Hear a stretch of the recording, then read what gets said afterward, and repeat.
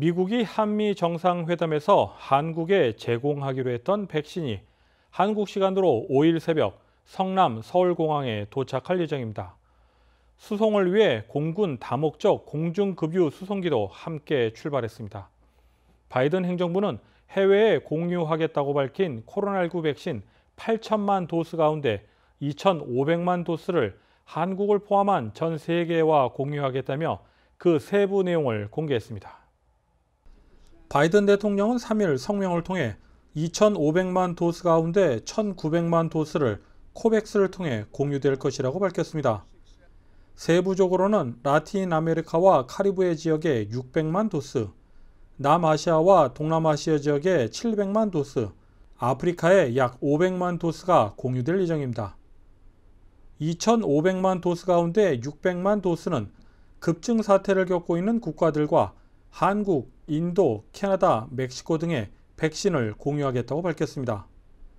그러나 각국에 보낼 백신의 수는 구체적으로 적시하지 않았습니다.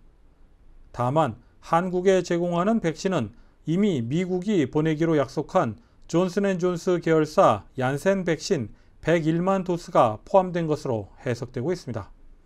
한편 미국은 아직 미국 내 사용 승인이 되지 않은 아스트라제네카 백신 6천만 도스와 미국에서 승인된 화이자, 모더나, 얀센 백신 2천만 도스를 다른 나라에 제공하겠다고 밝힌 바 있습니다.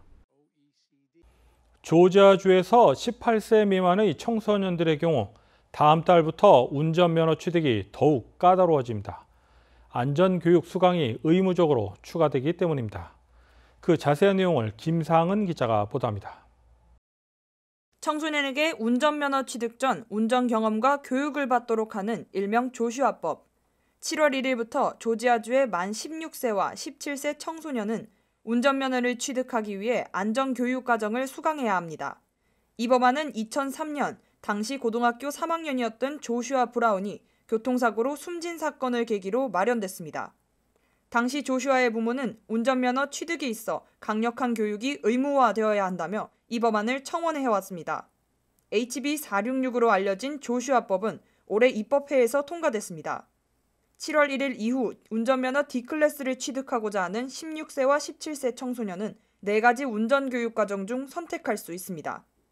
17세인 경우 7월 1일 이전에 운전면허 D클래스를 신청한 경우 총 40시간의 운전면허 교육은 완료해야 하지만 30시간의 온라인 교육 또는 6시간의 도로운전 교육은 받을 필요가 없습니다. 특별히 운전교육 일지를 제시해야 하는 것은 아닙니다.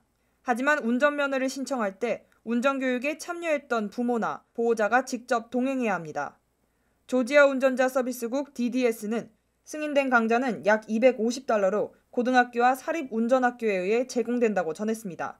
KTN 뉴스 김상은입니다. 기독교 사립대학 오자크 칼리지가 기독교 학교의 신념이 침해당했다며 제기한 소송이 법원으로부터 기각을 당했습니다. 연방법원 미주리주 서부지법은 미주리주 오자크 칼리지가 주택도시개발부를 상대로 제기한 가처분 신청을 기각한다고 밝혔습니다. 오자크 칼리지 측은 소장에서 바이든 행정부의 행정명령으로 인해 대학은 기숙사, 샤워실 등을 생물학적으로 다른 성을 가진 사람에게 개방해야 하는 상황이 됐다고 밝혔습니다. 이로 인해 기독교 학교의 신념이 침해당했고 개방을 강요당하고 있다고 밝혔습니다. 대학 측은 법원의 기각 결정에 대해 항소의 의지를 밝히며 끝까지 싸우겠다는 입장입니다. 다음은 코로나19 소식입니다. 오늘의 코로나19 현황을 김상은 기자가 종합했습니다. 6월 3일 오후 2시 50분 기준 미국 내 코로나19 누적 확진 환자는 3,415만 8,946명, 누적 사망자는 61만 1,149명입니다. 어제 하루 동안 신규 확진 환자는 17,582명 늘었고 신규 사망자는 525명 증가했습니다. 주별 누적 확진 환자는 캘리포니아, 텍사스, 플로리다, 뉴욕, 일리노이 순으로 많습니다. 주별 누적 사망자는 캘리포니아, 뉴욕, 텍사스, 플로리다, 펜실베니아 순으로 많습니다. 다음은 조지아주 코로나19 현황입니다. 오후 2시 50분 집계에 따르면 조지아주의 누적 확진 환자 89만 6,894명, 누적 사망자는 18,103명으로 집계됐습니다. 신규 확진 환자는 272명 증가했고 신규 사망자는 18명 증가했습니다. 다음은 카운티별 집계입니다. 귀내 카운티 누적 확진 환자 87,590명, 누적 사망자는 1,107명입니다. 수요일 대비 신규 확진 환자는 35명 늘었고 신규 사망자는 없습니다.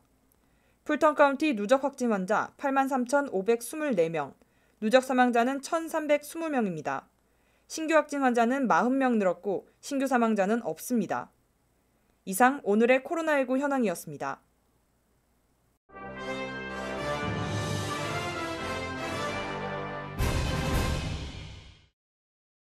조 바이든 대통령이 오는 11일부터 13일까지 영국에서 열리는 주요 7개국 정상회의에 참석할 예정입니다. 지난 1월 취임 후 첫 해외 순방에 오르는 것입니다. 백악관은 오늘 성명을 통해 G7 정상회의 참석차 영국을 방문하며 질 바이든 여사도 동행한다고 밝혔습니다. 이번 정상회의에는 G7 회원국인 미국, 영국, 캐나다, 독일, 프랑스, 이탈리아, 일본 외에도 한국, 인도, 호주, 남아프리카 공화국 등 4개국 정상도 초청받았습니다. 미국 주도로 한미일 정상회의를 여는 방향으로 조율 중인 것으로 알려지면서 이번 G7 정상회의 기간 동안 한미일 정상회담 개최 가능성이 제기되고 있습니다. 오는 5일 모로브 조지아에서 취업 박람회가 열립니다.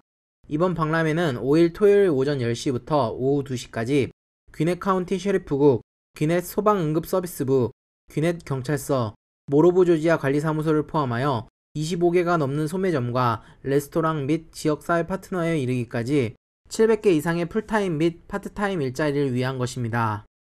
지원자는 이력서 및 취업지원서를 작성하여 인터뷰에 응할 수 있습니다.